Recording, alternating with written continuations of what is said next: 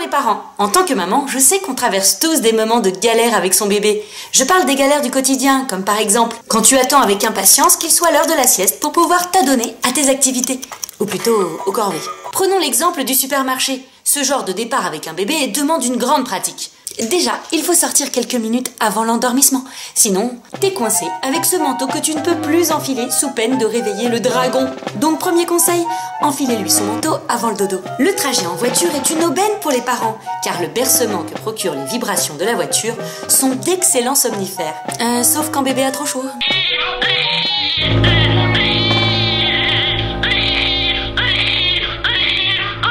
Ou que bébé est mal installé avec ce manteau le gênant dans son dos.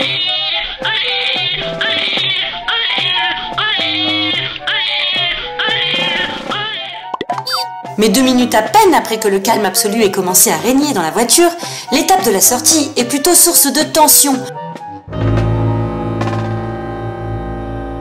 Surtout quand il faut remettre le manteau sur le fauteuil arrière sans réveiller bébé. Tiens, ça me rappelle ces parties interminables de Mikado que je faisais avec mon grand frère et qui me mettaient dans un état de stress absolu.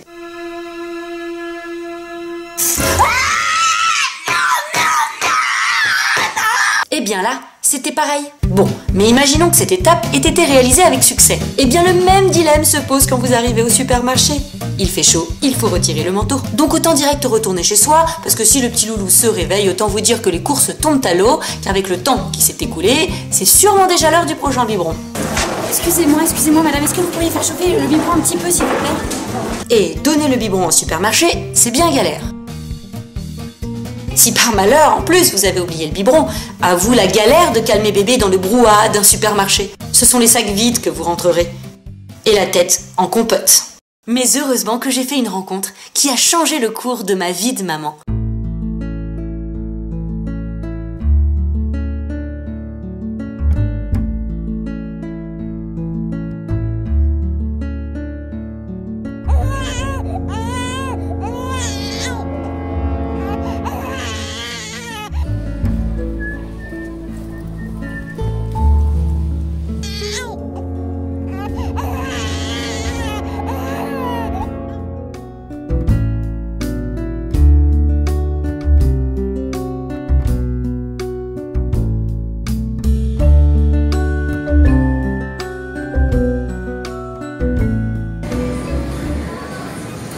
Madame, excusez-moi. Oui? Est-ce que je peux vous demander quelle est votre recette miracle pour réussir à faire vos courses sans réveiller votre bébé? Ah, mais c'est juste parce que mon bébé est vraiment beaucoup plus mignon que le vôtre. Ça ne fait aucun doute.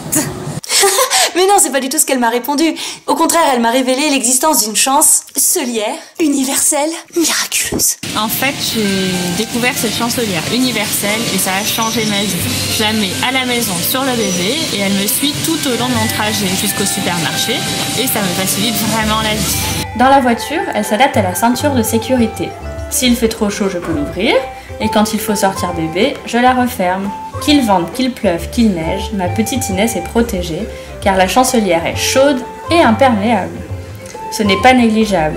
La petite Inès est de nouveau au chaud, le temps d'arriver au supermarché où évidemment j'ouvre de nouveau la chancelière pour qu'elle soit à l'aise. Ah oui, et plus détendue apparemment.